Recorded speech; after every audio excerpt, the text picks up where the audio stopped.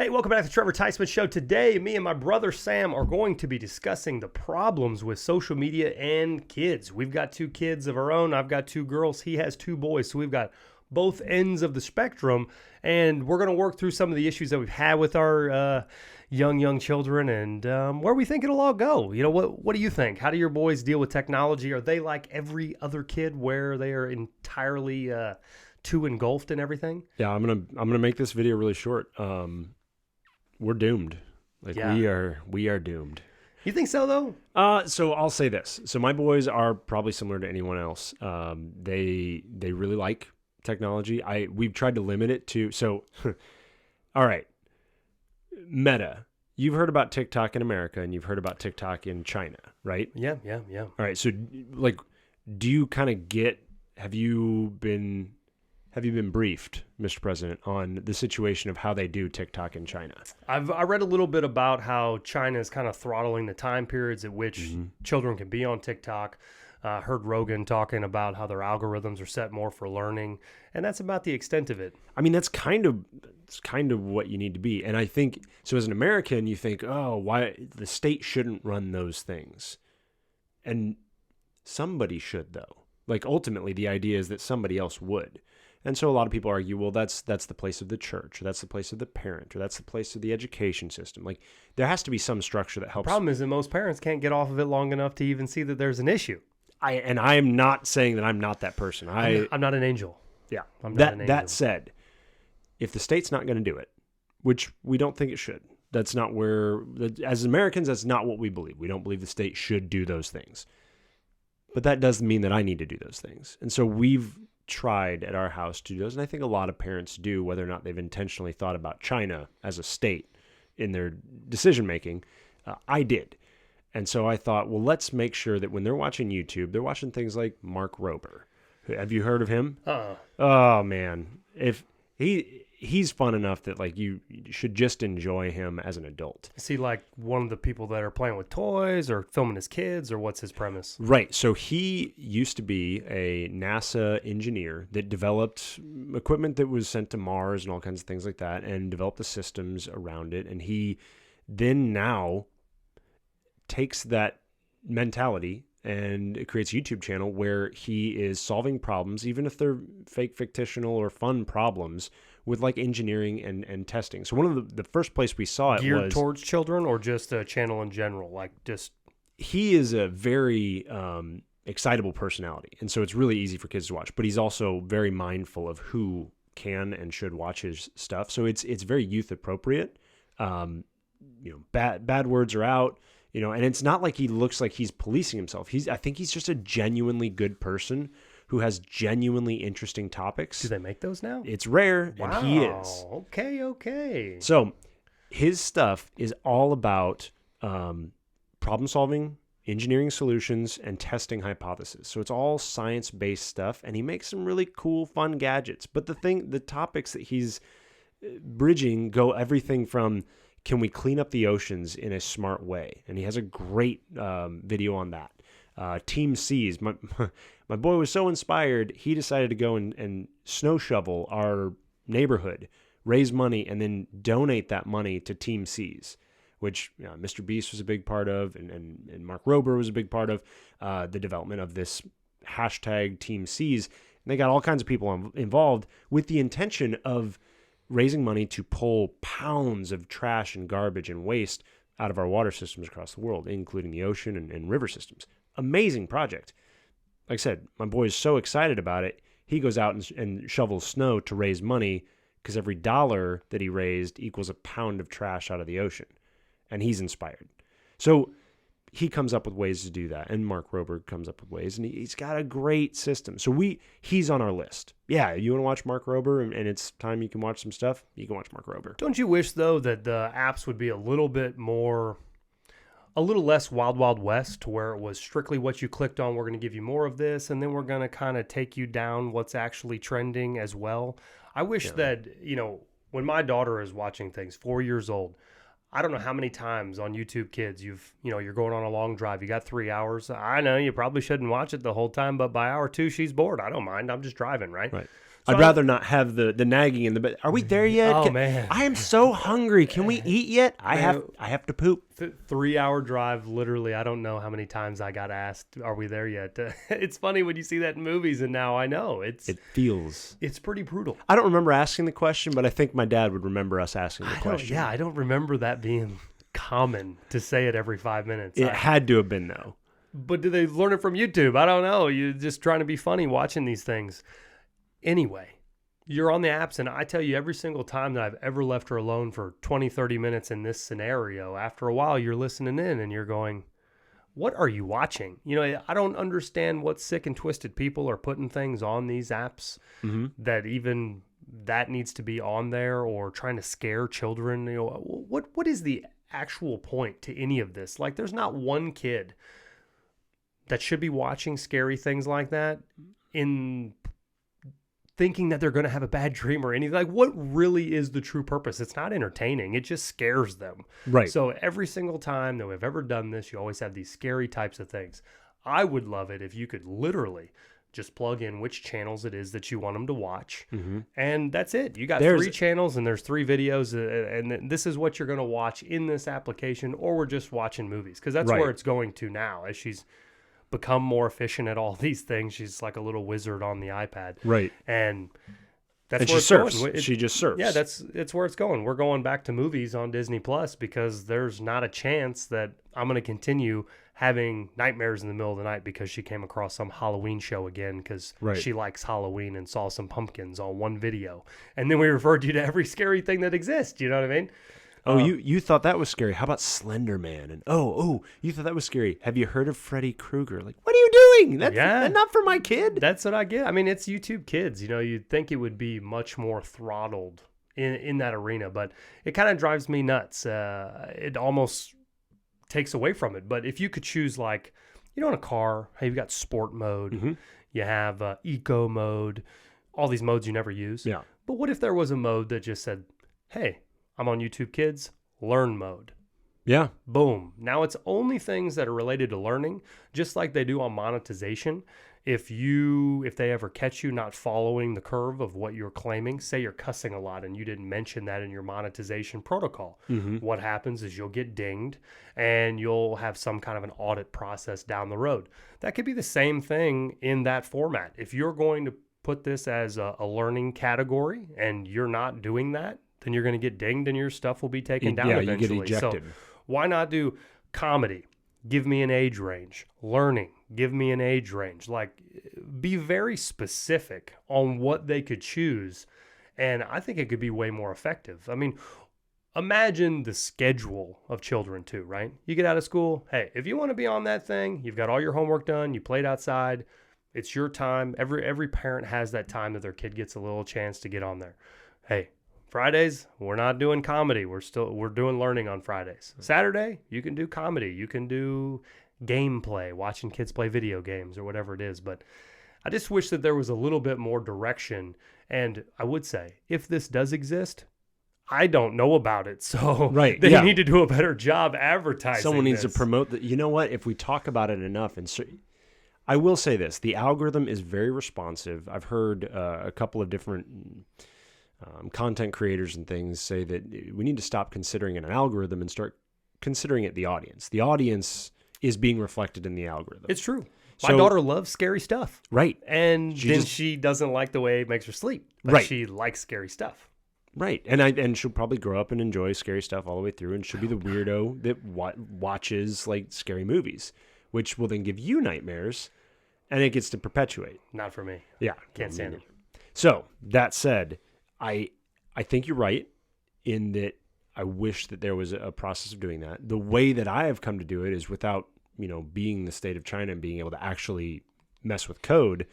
I just kind of try and police it as a parent, which is I don't want to say it's exhausting to be a parent, but it is like I have to be more engaged.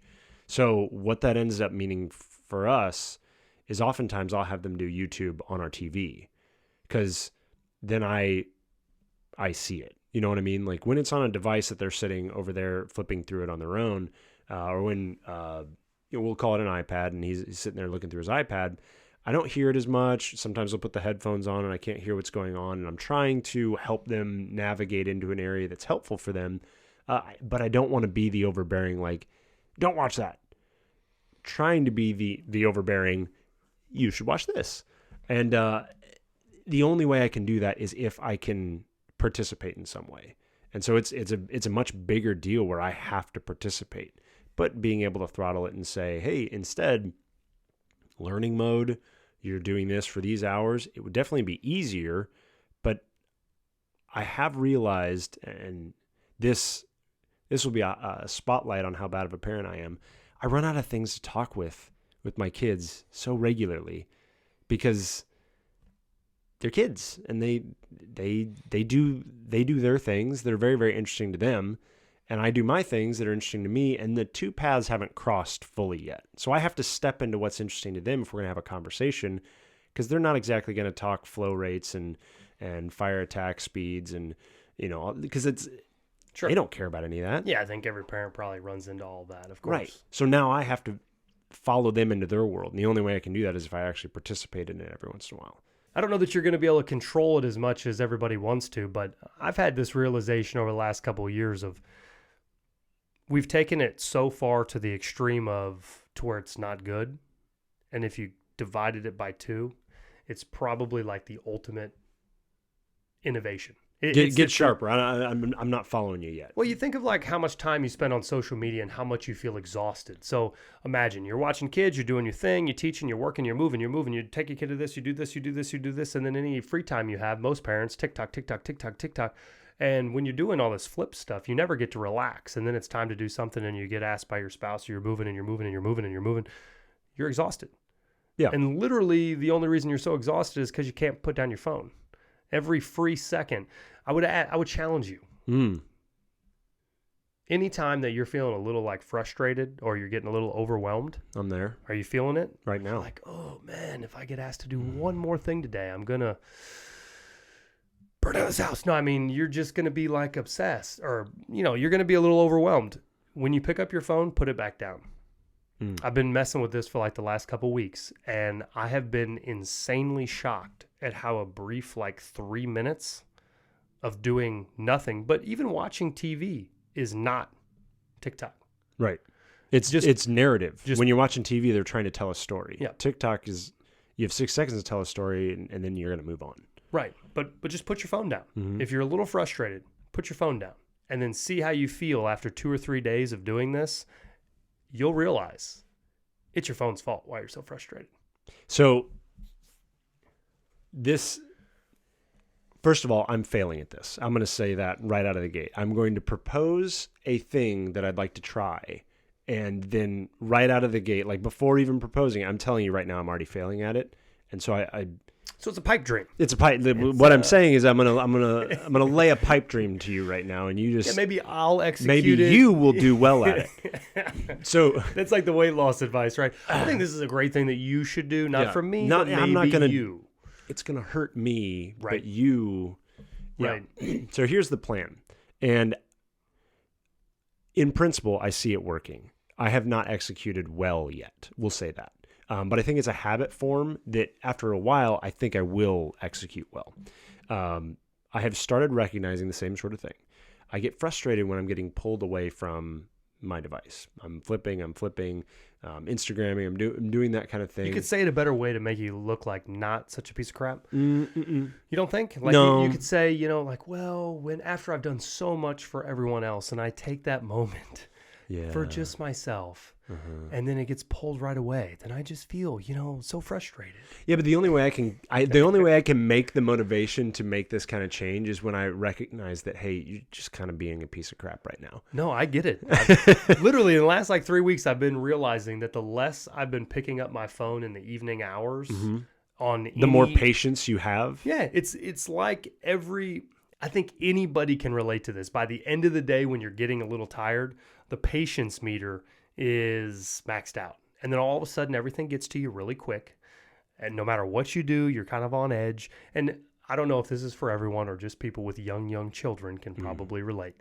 But my point is is that thing takes every last ounce of it out of you, and then anything else just seems like you're being a jerk. Here's my plan. Here's the pipe dream that I'm trying to throw out is that in the evenings, take a second and like do a rapid inventory of like, what do I feel? Why do I feel it? Because frustration comes naturally to me. Like, I don't have a lot of feelings. I'm more of a lifeless robot. But It sounds like you've been visiting a shrink with this process you're about to lay out. That's definitely, it seems interesting. You're going to do an inventory and you're going to have an explanation of why you're so frustrated. But the bigger part is Okay. I'm doing the inventory to be aware that I am frustrated. So when am I doing this? Like when Okay. I'm trying to Yep. cook dinner and Right. like when I'm doing 50 things, or is there what specific, do I have to go fake a bathroom break? Like when does this work? When you in? inventory? Yeah. Yeah. Okay. So the times that I'm finding myself getting most frustrated are, like you said, I've either done one of two things. I'm trying to cook dinner and I'm waiting for something to boil, so I'm scrolling. And then someone asks another thing of me. Technically, I'm too busy because I've got boiling water and I've got a thing in my hand. But in reality, boiling water clearly isn't taking my attention. This is, and I could do whatever thing they need, but they're just asking another thing of me, and I've already committed. So that's a problem. The second time that it's a real, the second time it's a real insane. problem is I've decided I'm unplugging. I don't want to engage thought. I don't want to have responsibility right now. I just want to relax on the couch. And, you know, our parents, that would be relax on the couch and watch TV. Sure. I don't really care about most of the things on TV, or I don't want to commit the time to a straight half-hour block to watch something. But I don't mind scrolling the TikTok because I can be interrupted.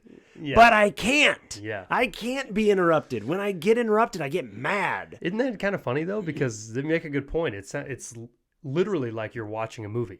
Yes. You're watching a movie, and could you imagine if someone knocked on the door or said, "Excuse me, will you stand up?" Right in the beginning, right in like the epic portion of the Right. movie. You know, you got, you know, what is the climax? Yes. You're about to cry. You're on the edge. Yeah, I'm about You're the super climax. excited.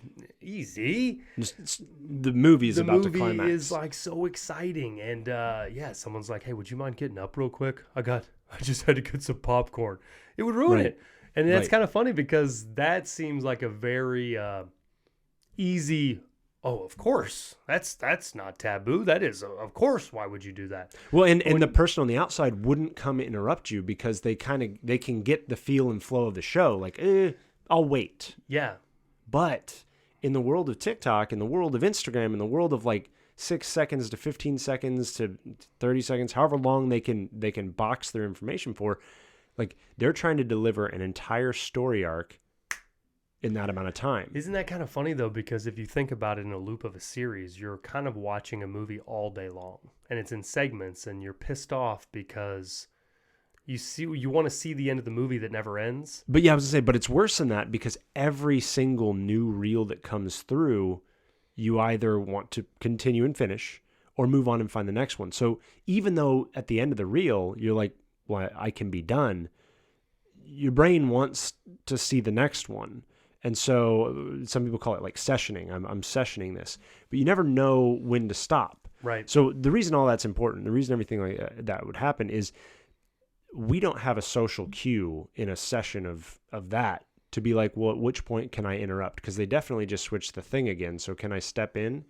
But when you're 2 seconds into the next one, I'm into this story already. So do you wonder if that kind of technology, this won't happen, but do you wonder if that kind of technology could be harnessed to teach people things? Yes, I think there are people trying to do that. Think about in school, like how addicting a device like that is. Could you imagine that if in school children were learning in this medium and they just were pounding through content? Yeah. You know, how much downtime is it a day when you listen to a teacher have to recharge their battery? We're doing a bathroom break. We got to think for a minute. Okay, now do this little assignment. Put that kid in front of an iPad and have him go to Flip City on the most interesting, coolest videos. I don't know that everyone wouldn't be able to learn different languages. I don't know that everyone wouldn't be able to learn anything that you would want to test them on. Right. I don't know. Testing, that's a different subject in itself. But I'm just saying... they can at least gather and absorb information at a rapid rate in this way, potentially. right. I don't know if the brain can do that necessarily, but it seems like it could. You kind of wonder, is it just an entertainment side? Or could you truly learn? Well, if China is doing their thing with that purpose, they would be the perfect candidate. Now, it's tainted through all kinds of moralistic views and things like that, but ultimately, if that's what they're doing, their TikTok is inspirational to education and accomplishment, then technically you should see a generation of us that are glued to entertainment and spectacle and shock value, and a generation of them that are invested in accomplishment, investment, and betterment. Potentially the next generation is the litmus test of whether or not we can learn like that at all. Would you say the smartest individual out there is someone that knows a little bit about everything, or someone that is an expert in exactly one thing? I love that quote. It's so there's a lot of baggage to that quote and everything like that. But the quote is generally It's from me. That's not your quote. This is like Shakespeare, man. I literally just made that up. There's been no one that ever said that. No, it bothers me. It bothers me that you don't know this Scotia. All right. No, I'm joking. Yeah, absolutely. I mean, it's a premise that, you know, the fork in the road, right? It's well, like, which one do you want to be? This is I'm a jack of all trades. I'm a master of none. But being a jack of all trades, that's a good way to put it, is better than being a master of one. So I'm trying to remember the actual quote. It's something like, I know what you're talking about. Yeah. But the end of it is the important part. But being a jack of all trades of many is better than being a master of the one. Well, that's what I was getting at with my long drawn out joke. That you know what? That you didn't get. I got it. My phone's up there now and I can't go into this. Yeah. I need you to First of all, I just want this quote out there. I want it out because I love the quote. Well, let's look it up. Let's look it up. Pause, folks. All right, so we looked it up. The actual comment, the quote is, "A jack of all trades is a master of none, but oftentimes better than a master of one." And I love it. Like, I used to not know the back half of it. I used to just be like, "Oh, I'm a jack of all trades, master of none." And I actually didn't know there was a back end. I really? Just thought it was inferred that that's what it meant. Really? Yeah, because most people think of it the exact opposite. They, really? I'm a jack of all trades, but I'm a master of none. Like, it's like that's a bad thing. Oh no, I just took it as what it was supposed to mean, but to be honest, I didn't even know there was a back end. Yeah. No. Funny. Yeah. So I've self-critiqued on that quite a few times that I'm a master of none, and it bothered me that I wasn't a master of anything, and I did pride myself on being a jack of all trades, and I think most people probably do, but that did create a scenario where I just felt bad about like never diving into anything and mastering it. But the rest of the quote is like that person. The person who is the jack of all trades is oftentimes better than the master of one, probably because there's just more instances where they become a valuable commodity. Right. Now, what that looks like as far as like being an exceptional in a field, you won't be. But the number of times you'll have to be an exception in a field will be rare. Right. Well, imagine what that education process could look like, though. You could relate it to every single topic, every single anything. Going out of high school, you might actually know what you wanted to be when you grew up. I took a class in college, and it was from an entrepreneur. He was teaching entrepreneurship. That was the class. Weird how he did that. But he had his hands in all kinds of different things. He ran a restaurant business. He had a fishing lure deal. I think he did some kind of a sponsorship IndyCar thing maybe, or I can't remember that portion of it. But the whole premise of the class was you design a product, you figure out how to get it, you go through the whole entire business plan structure. And by going through that class, it was so fun to get out there and actually attempt to do things and draw up a business plan and have someone that had the insight and had done any of that before say, that's a bad idea. That's not actually how you should do that. Go look at this instead. Then you'd figure out where you could order it from. You'd figure out where the components were from. He really discussed a lot of the accounting stuff with the restaurant and how that kind of all played in. So we've got this one class that ended up being an accounting class, a production, assembly line method, like how to actually get things done through that, an idea, marketing, naming, branding. It was so encompassing, ideally, entrepreneurship. That's what it's all about. But, teaching a class like that, in my mind, would be insanely more effective than, the format it is now. Imagine even just history. Take history, for example. Yep.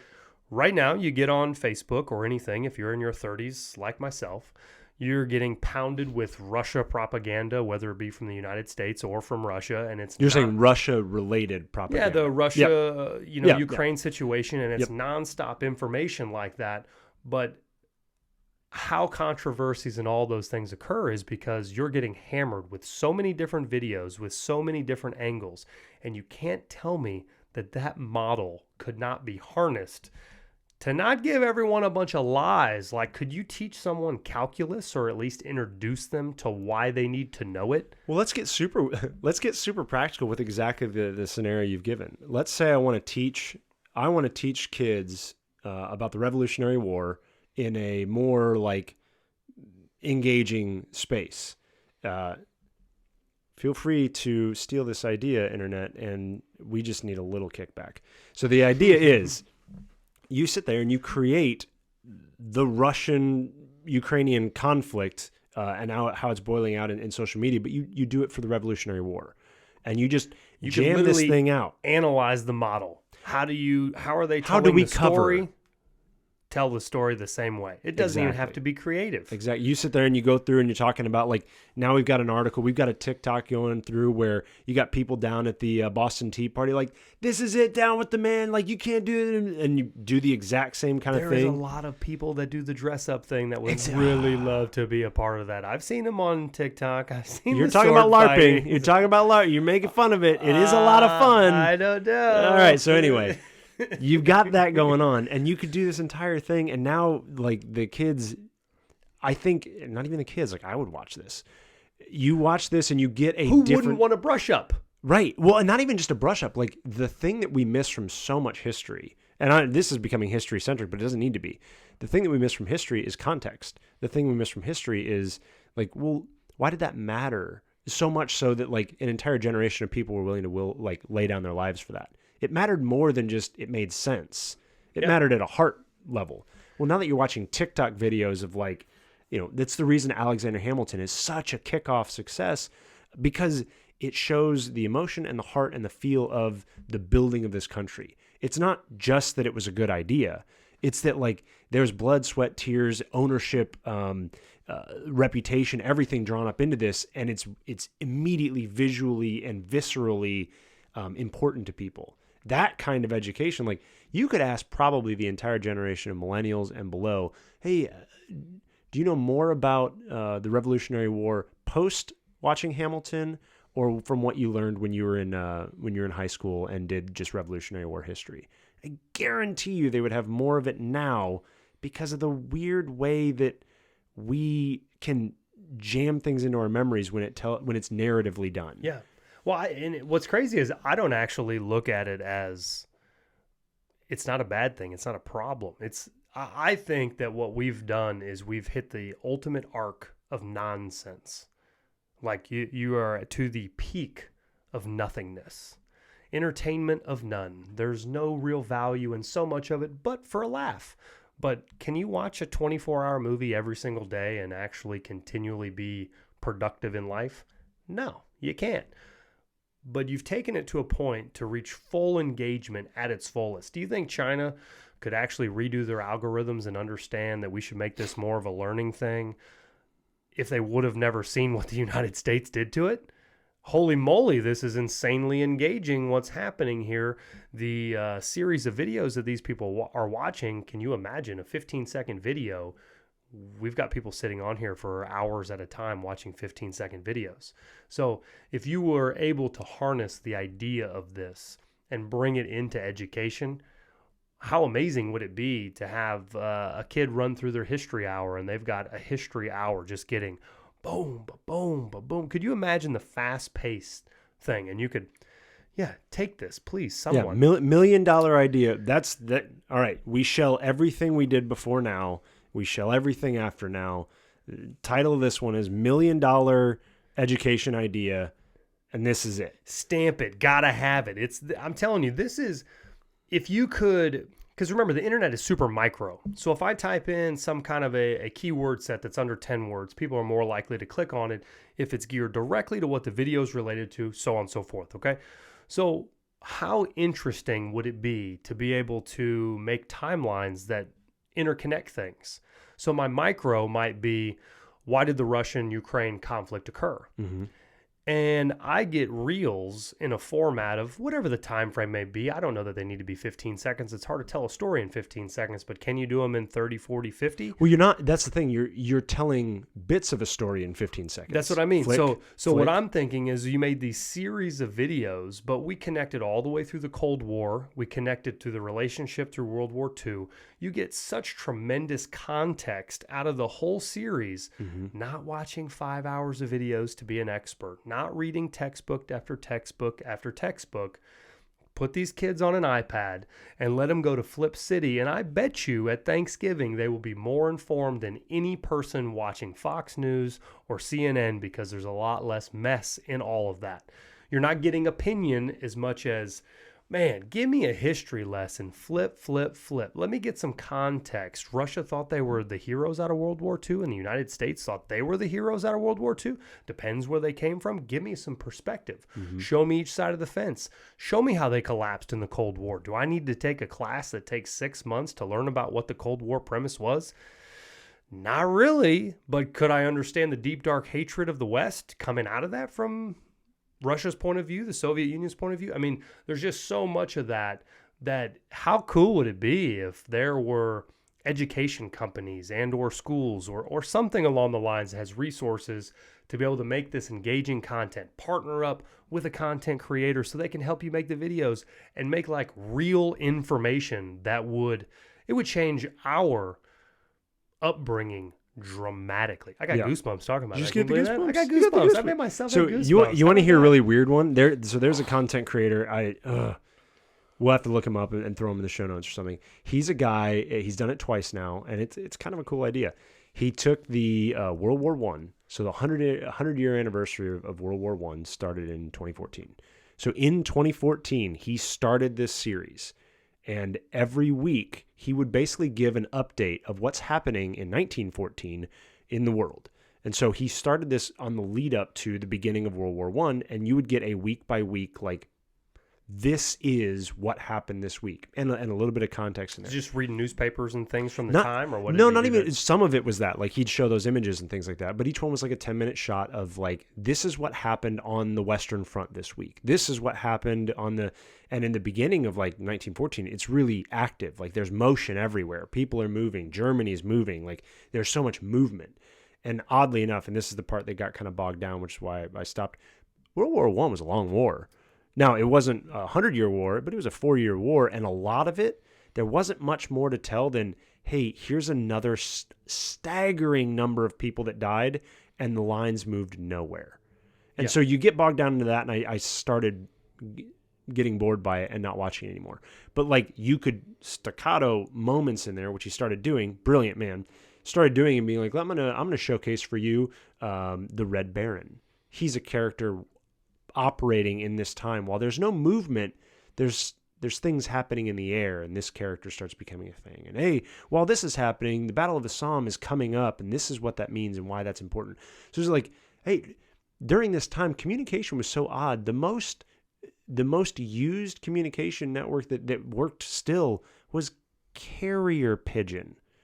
We can do World War I? Right. No kidding. We can use electric telephones. We can drive vehicles. We can do all these things. You know what works better? Throw a pigeon at the other side, and they go, oh, looks like they're on the move. Like, that was still super effective. I had no idea.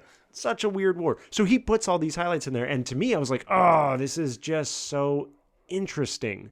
Now, how long were these segments? What was each one was like 10 minutes. You were getting a 10-minute shot, and it was once a week. So, like I said, it was super cool. I got the algorithm kicked me out of it, and I didn't subscribe. I didn't subscribe, and I didn't turn on notifications, so I stopped getting them, and it just disappeared out of my feed.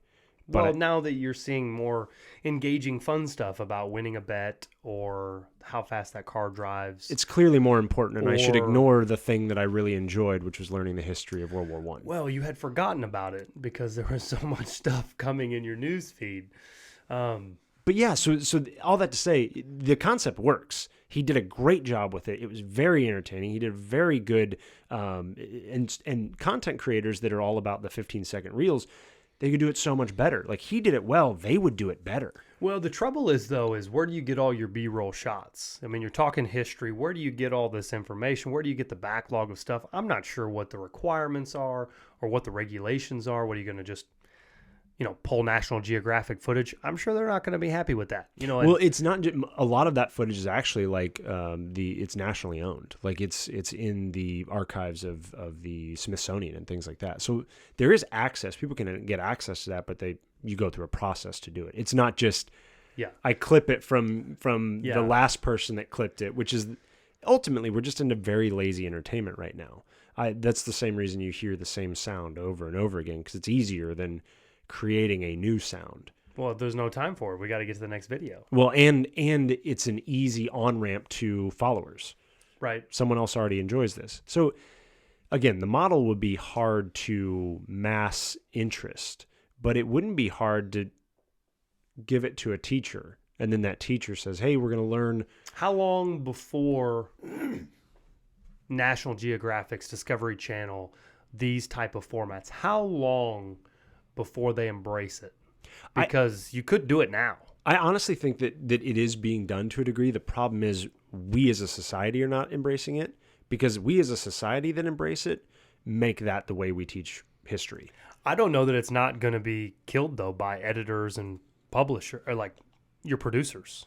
It's a different story to tell. It's a different medium. It's not so, you know what I mean? Yeah, but it could be. Again, we're sticking in history, and the reason, because history is narrative, and what TikTok is a vehicle for telling a story. It's a rapid story, but it's a story. And so teaching math like this, you just have to be more creative to do it. Well, think about like algebra, though. I probably would have made a lot more sense of algebra if I would have understood that it really could tell me the distance of something, if I would have understood that that's what in the world I was doing. Instead of just math, I'm doing a story. A's and B's and X. I mean, if you would have put something to me like the entrepreneur teacher did in college when I was there, and showed me that this specific formula would give you this answer in this situation, I would go, I get it now. Or even just, so I think a lot of people have trouble with word problems, but the word problem is exactly what you're asking for. You're asking for, because, I mean, think about the constant, like, when am I ever going to use this again? Yeah, exactly. Well, here's when you would use it again. And you know what? You could come up with a reason to use it again. And here it is. And we talked about it. I think you could just have a whole year of school. Yeah. That's literally you design a product, because then it's you're interested in it. And then teach someone every intricate piece of it. You would have someone understand personal finance, accounting, how to get bank loans, how to manage payment processes, how to list items on any type of a format, how to make a website, how to do video editing, how to project what you think is going to happen and then being able to test it. Sure. Measuring, yeah. How to English, how to utilize verbiage to get across what you want, how to articulate your ideas, building confidence to speak in front of people. You'll be way more confident if you're passionate about that than telling someone about some history paper you had to write. So trade school is the new thing. We're going back to trade school. I'm just telling you, like, if you let people get passionate about an item that they designed and they thought would work, and they could use their imagination, they're young. Yeah. Let them use their imagination. It could be fictitious. What if it's a jetpack that flies across the whatever? Okay, how are you going to get it made? The problem is there's going to be a little bit of disconnect with teachers don't actually know the answers to these. Right. Now, I would know a lot of these answers because I've kind of been in the trenches with entrepreneurship stuff for a long time. I would say it would change the type of teacher. The person that would come to teach and do those sorts of things, or even the teacher themselves, would have to be ingrained in that kind of joy. But could you not have one, could you go out and find that one person that kind of brings in the ideas and the networks? It's like, okay, when you go to accounting, these are what you need to figure out. Now, when you go to accounting, they can teach you those things. This is what we're doing on our step 1 is to make a balance sheet. Step 2 is going to be able to see how profitable we were. How many sales did you have? What expenses did we have? Is there any types of things that we need to be adding to cost of goods sold? You sit in that class for the first day and you're going, whew. Right. I mean, even as you're talking about it, I'm like, I think I've spaced out while you're talking, but I think it's because it doesn't, we're talking contextless. But running a business And running your personal finances is actually the exact same thing. Yes, it's still income in. That's why everybody sucks Expenses at personal out. finances. Because they also suck at business. Exactly. So I find it very interesting that like this type of a model, you could have block one would be idea mode, where you're just literally seeing product idea after product idea to get wheels spinning. You've got whiteboards up. People are trying to learn what they could and couldn't do. Is there any competition? Market research. Get on the internet. Find things. These kids would be electrified. They would be like lightning bolts walking in the door every day. I promise you. Well, and think about this, because I think this is something that is a lot of people are like, well, that's not how teachers teach. So what are we going to do with that? I genuinely believe every teacher I've ever known that teaches youth at almost any level, they are more interested in a student learning and being excited and expanding their world than they are about how they're doing it. It has to be a give and take. If every one of my kids is sitting in there staring at me like a bump on the log because the topic that we are discussing is slightly boring, but I need to make sure that you know X. Right. Imagine if it's taught in a different way. You come with the idea.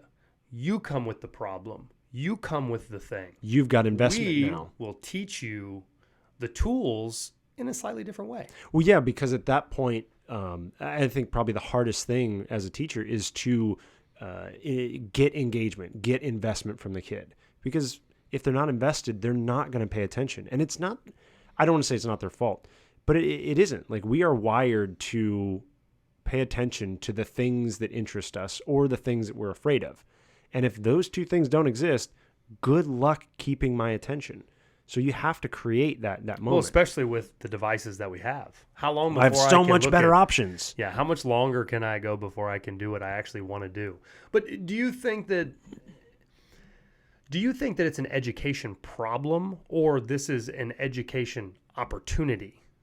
Yes. No, I think it's both and. I think it's an education problem that we've been living in forever. I mean, the way that we do education was developed before much more than a stick and paper. Like, that's what we had to teach people, and so that's what we utilize. And in fact, the funniest part is every iteration of education equipment that we used all the way up until more recently has just been a fancier stick and dirt. Oh, it's a chalkboard. Oh, it's a whiteboard. Don't forget they use the projector thingy. What do they call it? The overhead projector. There you go. With the clear sheets that you could write on. It was just another stick and dirt. You got the most latest one was like the smart board they would use for a while. All of those cooler and cooler sticks and dirt, and yet all it is in sticks and dirt, which is fine, except that there is actually an entirely different technology that exists now. So how do you execute it? How do you execute the idea of bringing modern technology, super engaging content? How do you bridge the gap, and how would you execute?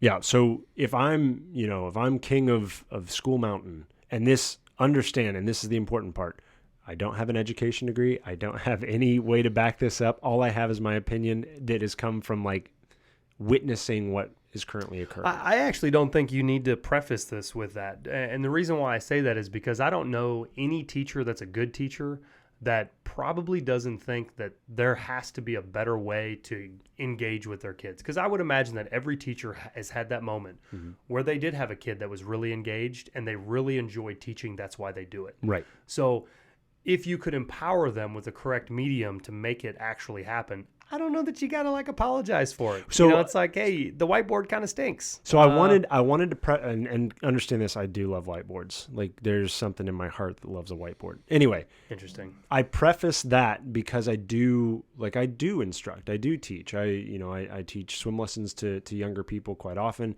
I teach firefighting tactics and techniques to firefighters. Like, there's an element that is, while I don't have this education specialization in background, I do have, that is still part of who I do, who I am, how I be.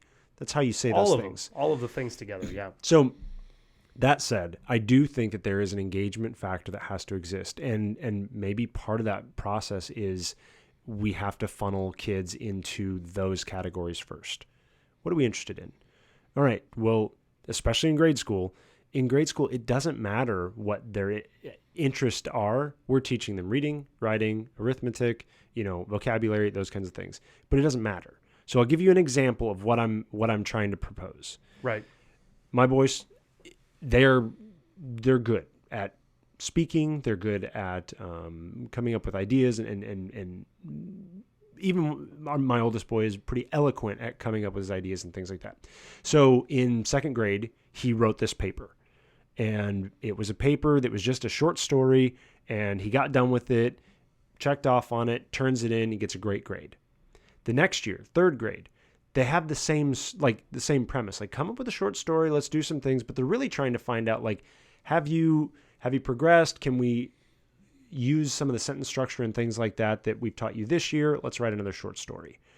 So he, scamp, turns in his second grade, because now that it's all digital, he has it saved. It's not like you and me that was like, I tore it out of my notebook and it's been a balled up mess for a year. Yeah, he's like, I already did this once. So he sends it back in as third grade. We didn't know this, didn't even see it. That's awesome. He gets an A. We get it back, and I look at it, and I'm like, this is the same thing you did in second grade. He goes, yeah. And I was like,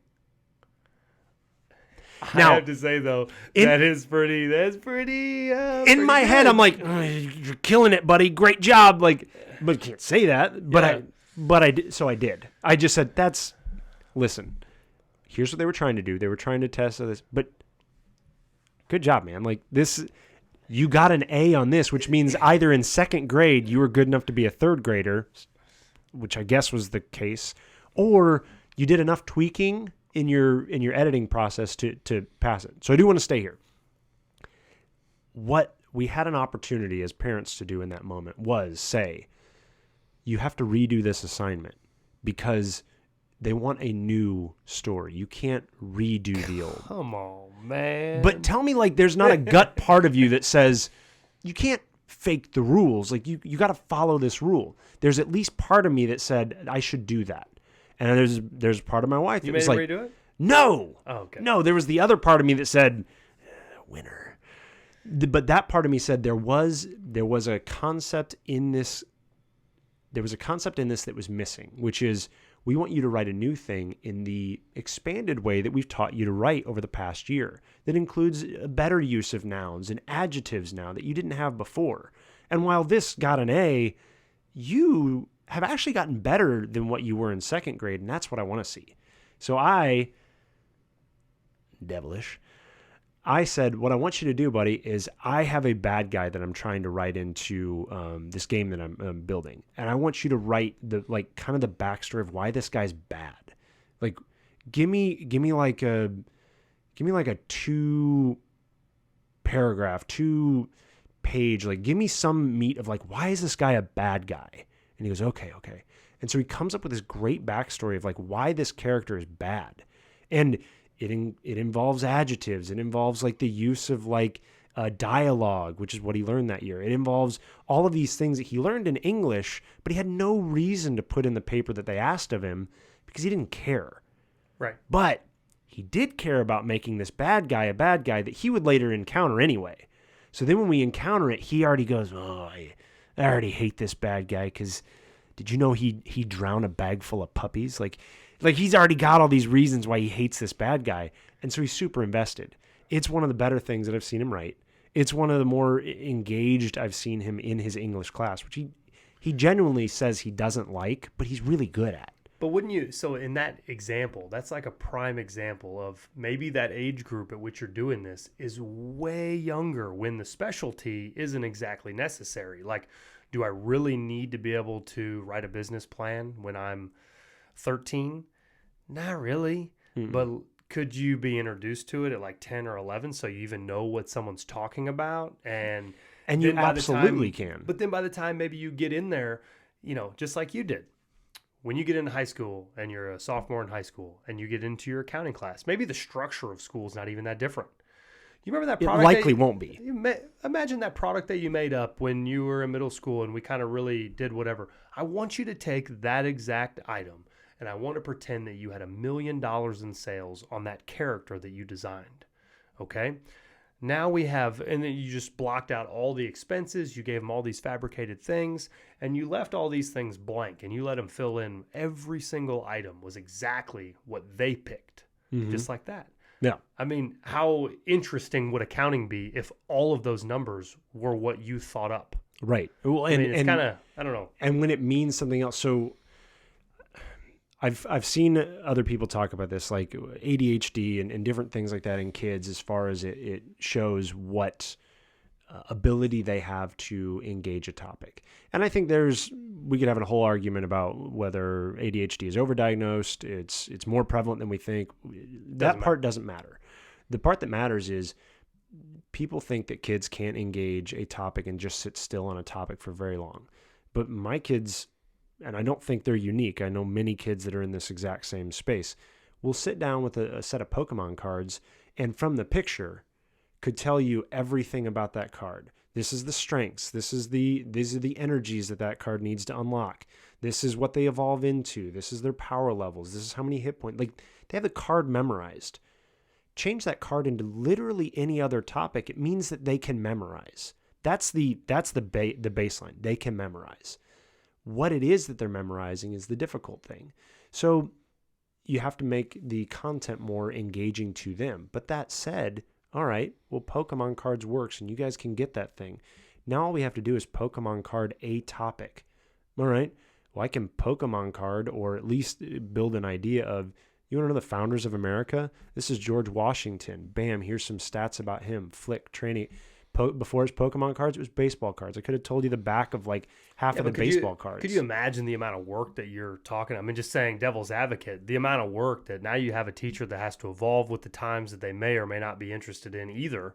And then they have to relate everything. There's got to be some kind of a way to get a message across on a generic piece of it. Like, what if you could get that generic, like everyone's got your own separate idea and somehow we're going to integrate it into like every segment of the education process. That would be interesting to achieve. So how do you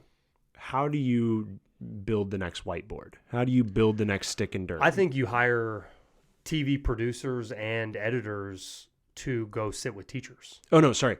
I'm asking, like, how do you build the framework? Because like what we're saying is we want to be able to use this framework in whatever interest comes into it, but the framework is still usable. I think this would change like as soon as you made it. It would evolve so rapidly. I think that a good place that you could start would be if a editor or something worked with teachers throughout the year, and you probably would need multiple because there's lots of subjects, lots of levels.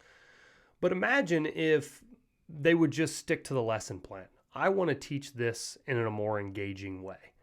And if they could make that come across in a YouTube quick flip style or a short style video format where it was bang them out stats. Imagine, like, sorry, but history is just pretty easy. It's narrative. Yeah, narrative makes it easy. Yeah, you go through, Cold War. You say JFK to this, to this, to this, and boom, you got it, right? We talked about it. We lectured about it. Now when you're studying, bam, bam, bam, bam, bam, bam. Tell me that format wouldn't replace notes. Mm-hmm. Let me get a TV producer.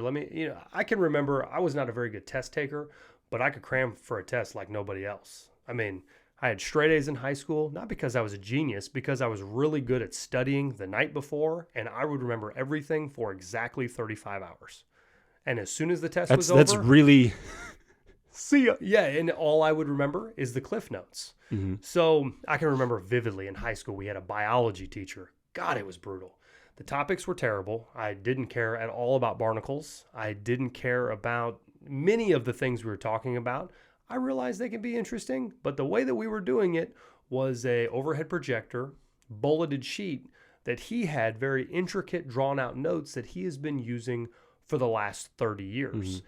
Well, it's not like the information changed, so why would the vehicle is kind of the thought. And we had to write down his exact notes on our own piece of paper. I thought maybe he could just hit print, and then we could all have a copy of them.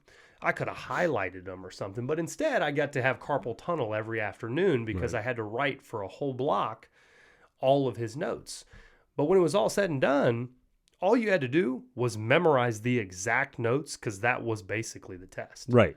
So why not put that in some kind of just imagine what that would look like. Put that in some kind of a truly great video. And I'm getting flooded with the ideas. If you know what that means, it's going to be one school in America. Right. Boom, boom, boom. Because you could make it to the utmost cutting edge, coolest style videos. Mm-hmm. And maybe the answer is, what are those type of schools called? The Montessori or the which type ones that talking? You are, I don't even know how to explain it. The ones that you pay to go to. It's not just a private school. The charter but schools. Charter schools. I mean, imagine a charter school that everybody could attend, and that's how they embrace the whole concept. Well, there was a potential push during the pandemic where there was a possibility, aside from like state lines being an issue, but like there's a possibility that there could have been a nationwide charter school that was just like, hey, you live in Texas and you live in New Jersey and you live in Montana.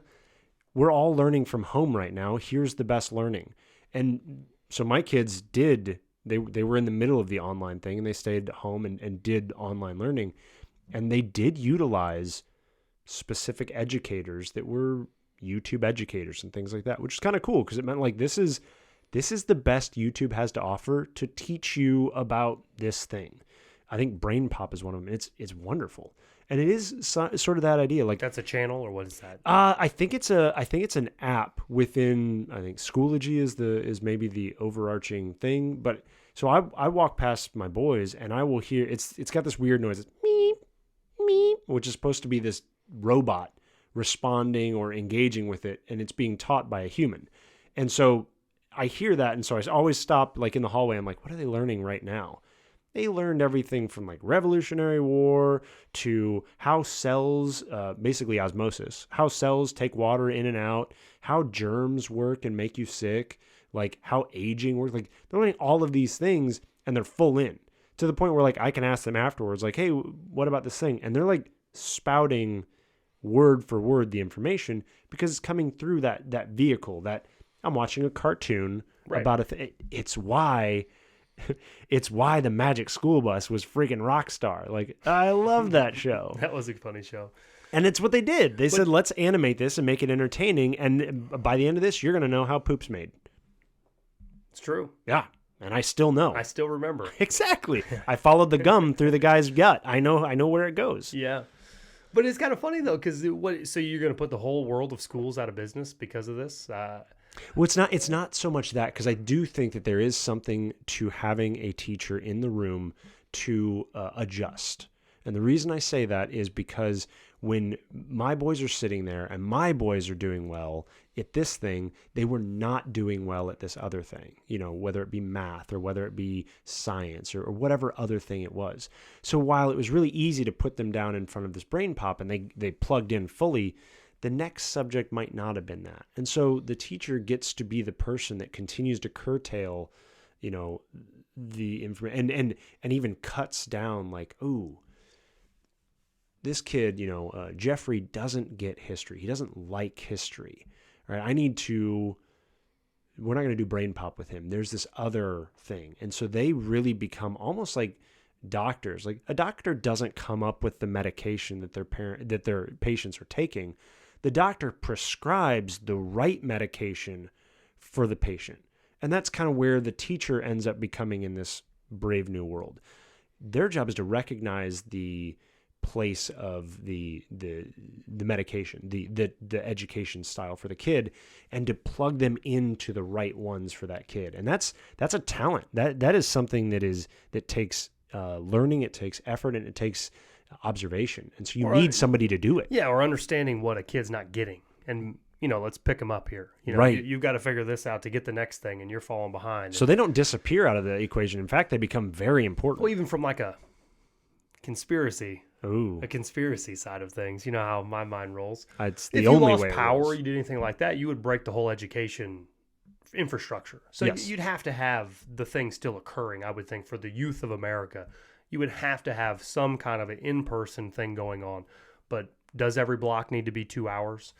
Do we need to stand in front of boring lectures for as long of a time period when a kid could flip like crazy for an hour and get the whole day's worth of everything in?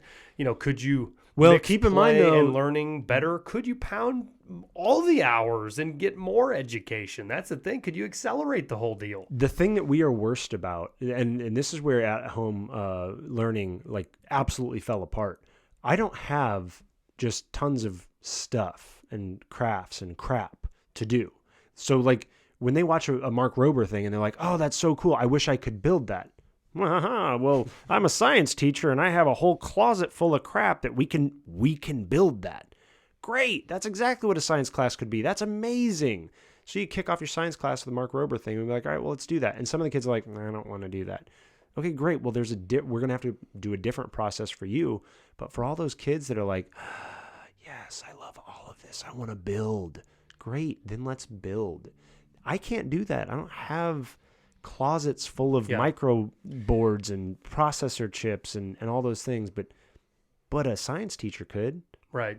You said trade school earlier. Do you think that would be in a more effective way to teach people? Try to figure out what they're into and just beeline them straight to it? So there's a weird part. Have you heard of Angela Duckworth? So she's really known for, she's a psychologist, and she's a psychologist that does a lot of testing and scientific research. So she's kind of like a research psychologist. As opposed, and she probably does some clinical work as well, but as opposed to this is a psychologist that does mostly clinical work, I believe she does mostly research work. The reason that's important is because a lot of her stuff is research based. And so the thing she's really known for is her research and her work on grit, which for most people, the idea... Oh, I know what you're talking about. She comes from that, what's the podcast called? No Stupid Questions. Yeah. So she's on No Stupid Questions. She's also been interviewed by Stephen Dubner a couple times in his other podcasting endeavors, and this is kind of where they ended up together. So her whole gig, to be reductive, sorry, Angela, her whole gig is like, grit is about being like sticking with a thing all the way through. And most people get it a little bit wrong from her words alone. Grit is about sticking through something that's not good all the way up until, you work through it. And she would say, no, grit is about finding the thing that no matter what happens, you can't help but stick with it to the point where you become this massive expert, because you can't imagine being anything else. Like this is who I am. Now, does that mean that only a certain people can become gritty? It doesn't matter. But her big push is, I think it's very wrong to force kids down narrow corridors early on. They should be going everywhere to find their narrow corridor. Well, I guess you could almost see the same parallel with sports and the whole wave of, hey, make sure all the kids still play basketball and play football and do them all so they learn all the coordination. But she does say that if you find some niche, if you find some area that they are naturally diving into, off-ramp, you found it. This is the place where you will already have an advanced grit in this field because it's something that already interests you. And that field doesn't have to be exclusive to like, I'm learning about biology. That field can be as exclusive as like, I like baseball. Okay, great. Well, when we teach you math, we're going to teach you stats. We're going to teach you, determining the best baseball team based on the amount of money that you have to adjust for in building a market-based baseball statistician team. Or, like those elements of projecting. Any part that you're trying to teach, you teach it through the lens of baseball, because they are like, you'll never out-baseball my mind. I'm just so into baseball. Perfect. You got the carabiner, lock them in and roll. And I think that becomes maybe the mode that you play as is the early part of education. Like, it'd be way more complicated. You know what I mean? And not doable. Like, I can honestly say as I'm building this idea, like, that's the reason Montessori is what it is. Like, that's kind of their push, is they want to, wherever the kid is interested, I do that. But man, it is a jungle. I got Johnny interested in this. I got this, and I can't do anything for enough people because everyone has their own interests. Yeah, you kind of wonder if you took the teacher classroom size and made it smaller, if you could even still execute it. And well, you know what I mean? Because really that teacher may not be an expert in each one of the fields as much. So then really every teacher still has mass amounts of kids because you'd be rotating and doing that whole thing. So, Well, and then there's the other thing, which I don't understand how we choose which kids are going into which class. I think there's different algorithms to develop it depending on the school and everything. But this system would be much more like, hey, if your kids are interested in sports and that kind of stuff, you're going to go with Miss Alchaz. but who's saying no? You know, It's I know true. there is a population of kids that don't like sports. But when you man, throw it on okay, well, my kid doesn't like sports, but he actually does like anime. Okay, well, all right, well, great, because this person's doing it through anime lens. Like, if you had educators that was like, hey, just can you contextualize how you're going to teach this year? And each one has their own context of how they're going to teach the same information. It's just going to come through the lens of anime, or it's going to come through the lens of Pokemon, or it's going to come through the lens of sports trivia and information. Like, now all of a sudden, I'm learning the same thing. I'm still learning fractions, but it's coming at a different Unfortunately, vehicle. as we discuss, I'm seeing like a bulleted list of so many unbelievably positive things that could occur. I see the idea of being able to study for a test could be easily set up in front of you in a flip format that someone could really absorb a ton of information. But to execute this, unfortunately, the only thing that you truly see is some crazy, innovative charter school is going to be the only one that can execute anything like this. And public schools is going to be set with what public schools are. Right. I mean, there's no way that with the amount of children that you would have without paying some crazy producer that still is going to have to make something. Imagine if you brought in like a producer or a video editor and you really wanted to go from classroom to classroom. How many classrooms are there? Isn't there like 80 to 100 or something like that really in a big school? Yeah, if you're talking all of the, I mean, 1, 2. if you're talking first grade through, fifth grade, you got a ton. I Yeah, mean, so if by the time you worked through all the classrooms, you got to think you're 2-3 years in, and you're trying to stay up to date with, say, kids are relating to Pokemon, or they're related with all those things that you gave examples of. Those are going to change. So as those change, you got to remake everything again. I mean, that's what I'm saying. The important thing is to redefine the vehicle of learning, and then you just put a new paint job on the vehicle. yeah, I don't know. It would be interesting. Hopefully, in the comments and maybe the audience has some great ideas. Someone for us else to add can to figure it. this out way better than us. We're Yeah. just, we're just spitballing here. Someone else can actually do this. Yeah. Like, they're better than us. Good luck out there. You guys give it a try. Maybe have some of your own discussions. Get those dang kids off those screens, would you? Or put those dang kids on those screens, would you? And but educate them and do better things. Right, and make it entertaining. Thanks a lot for listening to the show today. I'd really appreciate if you'd like the video if you found value in it, and subscribe to the channel, clicking that notification bell so you also receive notifications for future videos that could help you out as well. If you have any questions about the content, leave a comment below and I'll be sure to interact with you as quickly as possible there. I've created a website called kbandstraining.com in 2010. We've been around for a long time with high quality resistance bands and durable equipment.